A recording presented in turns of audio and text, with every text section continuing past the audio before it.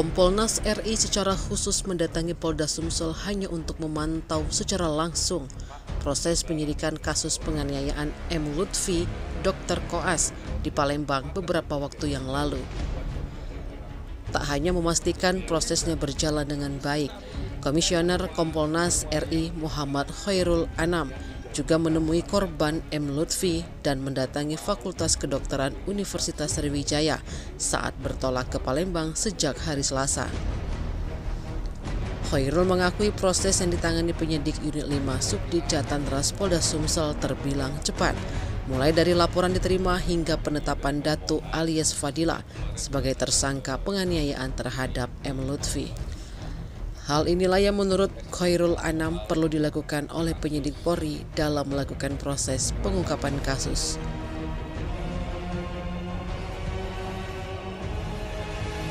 Meski telah ada penetapan tersangka dalam hal ini, Khairul Anam terus mengajak masyarakat untuk terus mengawal perkara ini. Terlepas dari hal itu, M. Khairul Anam tak mempermasalahkan dalam proses pemeriksaan saksi terhadap Lady Aurelia Pramesti dan ibunya Sri Melina tidak berlangsung di Polda Sumsel. Semuanya rekan-rekan media, yang pertama memang kami dari Kompolnas sejak kemarin sudah datang ke sini, di Palembang sini, spesifik memang soal kasus kekerasan ya, yang backgroundnya adalah Koas. Yang pertama memang kami sudah ketemu sama korban, kami ketemu sama fakultas, ya, termasuk juga ketemu sama teman-teman penyidik gitu.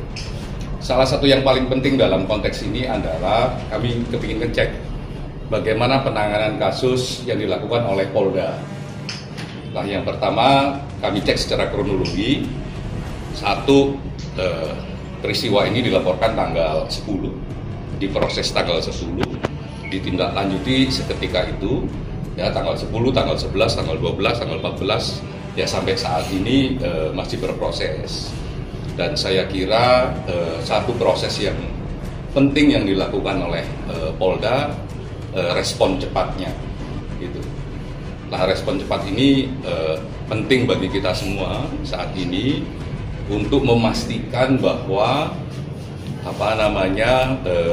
kebutuhan keadilan di masyarakat bisa direspon dengan sangat baik. Nah, oleh karenanya dalam constraint waktu terkait laporan, terus tindak lanjut dan sebagainya, kami anggap proses yang dilakukan oleh Polda sudah sangat baik.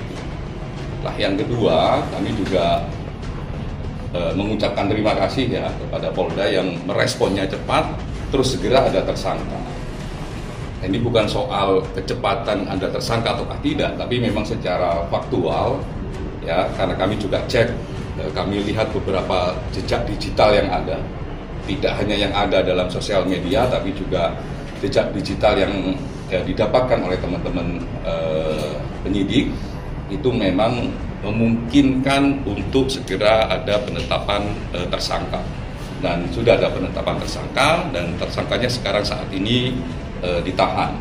Nah, menurut kami proses ini juga sangat baik. Nah, yang berikutnya yang nggak kalah penting adalah, kalau ada pertanyaan ini bagaimana dengan berbagai dinamika di sosial media. Nah, saya kira mengingatkan teman-teman Polda, mengingatkan kami dan mengingatkan seluruh jajaran kepolisian di Indonesia bekerja secara profesional. Basisnya adalah alat bukti yang nyata, gitu ya, alat bukti yang kuat, apalagi ada jejak digital tersebut. Nah, jejak digitalnya sumbernya banyak. Salah satunya adalah sumber yang paling pokok. Jadi bukan yang tidak hanya yang beredar di media sosial, tapi yang pokok, dan itu yang menjadi basis. Oleh karenanya tindakan untuk menetapkan tersangka yang berbasis jejak digital tersebut dengan pendekatan scientific crime investigation menurut kami juga sangat baik. Oleh karenanya kami memang mengapresiasi itu dan mohon bantuan masyarakat untuk terus mengawal ini agar rekan-rekan kami di Polda sini juga bisa bekerja secara profesional. Tim Liputan Sumsel Public TV melaporkan.